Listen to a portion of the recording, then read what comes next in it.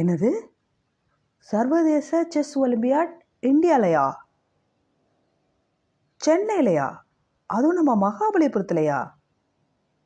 ஆமாங்க, 44வது chess olympiad திருவிழா நம்ம மகாபலிபுரத்தில் இந்த ஜூலை மாத இறுதியில் நடக்க இருக்கு. ஹாய், ஹலோ, வணக்கம். நான் உங்கள் ஜேகே. வெல்கம் டு துயில் பாட்காஸ்ட். 200 நாடுகள், 1000க்கு மேற்பட்ட வீரர்கள் பங்கேற்க இருக்கிற செஸ் ஒலிம்பியாட் திருவிழா முதல் முறையாக சென்னை மாநகரத்தில் நடைபெற இருக்கு. கொரோனா காரணமாக 2021ஆம் ஆண்டில் இணைய வழியில் நடந்த போட்டியில் இந்தியாவும் ரஷ்யாவும் கோப்பையை பகிர்ந்துக்கிட்டுச்சு. போர் காரணமாக இந்த ஆண்டு போட்டியை ரஷ்யாவில் நடத்துகிறத கைவிடுறதா சர்வதேச செஸ் கூட்டமைப்பு அறிவித்த நிலையில் போட்டியை நடத்த பல நாடுகள் முயற்சி மேற்கொண்டுச்சு. அகில இந்திய செஸ் கூட்டமைப்பு இந்தியாவில் செஸ் ஒலிம்பிக் விளையாட்டை நடத்த தீவிர முயற்சி மேற்கொண்டுச்சு. 2 ஆண்டுகளுக்கு ஒரு முறை நடத்தப்படக்கூடிய செஸ் ஒலிம்பியாட் 1927ஆம் ஆண்டுலேருந்து நடத்தப்பட்டு வருது. இது வரைக்கும் ஒரு முறை கூட இந்தியாவில் நடத்துறதுக்கு வாய்ப்பு கிடைக்கவே இல்லை. அந்த சூழ்நிலையில் இப்போ 2022ஆம் ஆண்டுக்கான ஏலத்தில் வென்றதன் மூலமாக சென்னையில் செஸ் ஒலிம்பியாட் நடைபெற இருக்கு. சரி, போட்டியை பற்றி தானே கேட்குறீங்க? வருகின்ற ஜூலை 26ஆம் தேதியிலேருந்து ஆகஸ்ட் 8ஆம் தேதி வரைக்கும் இதற்காக செலவிடப்பட இருக்கிற தொகை எவ்வளோ தெரியுமா? ரூபாய் 100 கோடி. போட்டியை நடத்தக்கூடிய உரிமையை இந்தியா பெற்றிருக்கிறதுனால கூடுதலாக ஒரு அணி கலந்து கொள்ளக்கூடிய வகையில் இந்தியா சார்பில் 3 அணிகள் பங்கேற்க இருக்கு. இதற்கான வீரர்களை ரேங்கிங் முறையில் தேர்ந்தெடுக்க இருக்காங்க.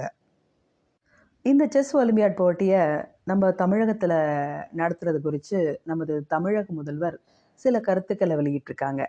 அதை பற்றி தெரிஞ்சுக்கலாம். 44வது செஸ் ஒலிம்பியாட் போட்டியை இந்தியாவோட செஸ் தலைநகரான சென்னையில் நடத்துறதுல மகிழ்ச்சி அடைகிறதாகவும் இது தமிழகத்துக்கு பெருமையான தருணம்னு சொல்லியிருக்காங்க. உலகம் எங்கிலும் இருந்து வரும் ராஜாக்களையும் ராணிகளையும் சென்னை நகரம் அன்போடு அழைக்கிறது அப்படின்னு தெரிவிச்சிருக்காங்க. அது மட்டும் இல்லாமல் 44வது உலக செஸ் ஒலிம்பியாட் போட்டியை நடத்துகிற வாய்ப்பை தமிழ்நாடு பெற்றிருக்கு. இது தமிழர்கள் அனைவருக்கும் பெருமிதம் அப்படின்னு சொல்லியிருக்காங்க.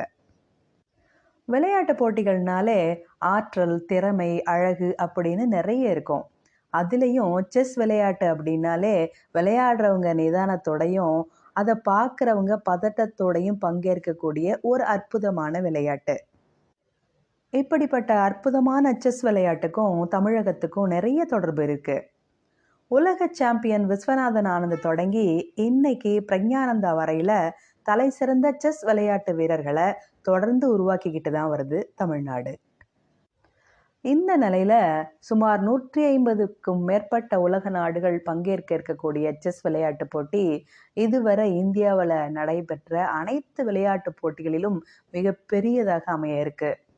இந்த வரலாற்று சிறப்புமிக்க வாய்ப்பை வழங்கின பன்னாட்டு செஸ் அமைப்புக்கும் இந்திய செஸ் அமைப்புக்கும் தன்னுடைய நெஞ்சார்ந்த நன்றியை தெரிவித்துக் கொள்வதா நமது தமிழக முதல்வர் தெரிவிச்சிருக்காங்க. விருந்தோம்பலுக்கும் பண்பாட்டுக்கும் பெயர் பெற்ற தமிழர்களோட பெருமையை உலகறிய செய்வதற்கான ஒரு நிகழ்வாக இது நிச்சயம் அமையும். உலக செஸ் போட்டியை தமிழ்நாடு அரசு மிக சிறப்பாக நடத்தும். உலக விளையாட்டு வீரர்கள் இருகரம் கூப்பி வரவேற்க காத்திருக்கிறோம் அப்படின்னும் நமது முதல்வர் சொல்லியிருக்காங்க. உண்மையாகவே நமக்கும் பெருமையாகவும் சந்தோஷமாகவும் இருக்குல்ல. நீங்கள் ஒரு பள்ளி மாணவராக இருந்தால் இந்த போட்டியை நேராக காணக்கூடிய ஒரு வாய்ப்பு உங்களுக்கு காத்திருக்கு. வருகின்ற 13, 14, 15 ஆகிய 3 நாட்களில் உங்கள் பள்ளியில் நடைபெறக்கூடிய செஸ் விளையாட்டு போட்டியில் நீங்கள் சிறப்பாக பங்கேற்றீங்கன்னா உங்களுக்கு அந்த வாய்ப்பு கிடைக்கும். இந்த போட்டி 3 பிரிவுகளில் நடக்க இருக்கு. ஒன்று primary level, middle level, high and higher secondary level அப்படின்னு.